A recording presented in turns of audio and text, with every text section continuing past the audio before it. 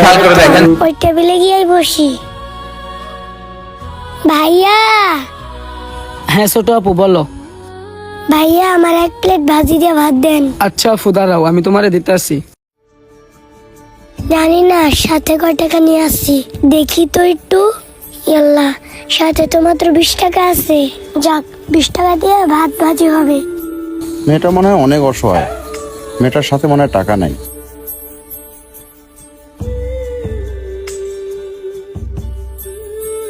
আঙ্কেলের সামনে মুরগির মাংসটা দেখে খাইতে মন চাইতেছে। আজকে যদি আমার কাছে বেশি টাকা থাকতো তাহলে আমি আজকে মুরগির মাংস দিয়ে ভাত খাইতে পারতাম। এই ইমন, এদিকে আয়। মহাজন বলেন। ওই যে বাচ্চাটা আসলো না, পরে বড় একটা মাছের মাথা দিয়ে ভাত দাও। মহাজন মেয়েটা তো সবজি দিয়ে ভাত চাইছে। এই, তুমি এত কথা বলো কেন? তোমাকে যেভাবে বলছি ঠিক সেভাবে কাজ করো। ঠিক আছে মহাজন, দিতাছি। তাড়াতাড়ি দাও। আরে এই বাচ্চাটা যেভাবে তাকায় আছে, তাড়াতাড়ি করে মাংসটা খেয়ে ফেলি, নইলে আবার আমার পেট খারাপ হয়ে যাবে। ইস, যেমনে করে তাকায় আছে, না জানি আজকে আমার পেটের কি হয়।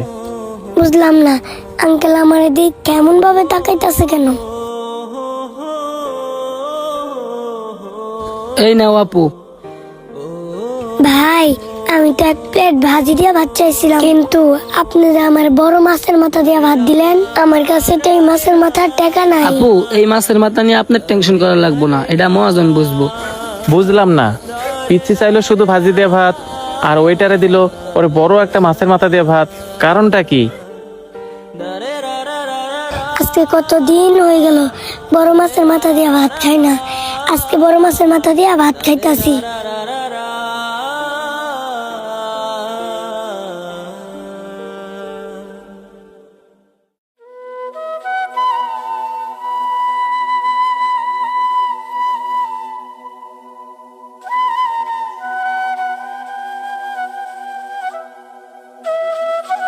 আঙ্কেল, আপনার ওয়েটারকে বলছিলাম আমার এক প্লেট ভাজি দিয়ে ভাত দিতে, কিন্তু ওয়েটারে আমার একটা বড় মাছের মাথা দিয়ে ভাত দিছে, কিন্তু সেই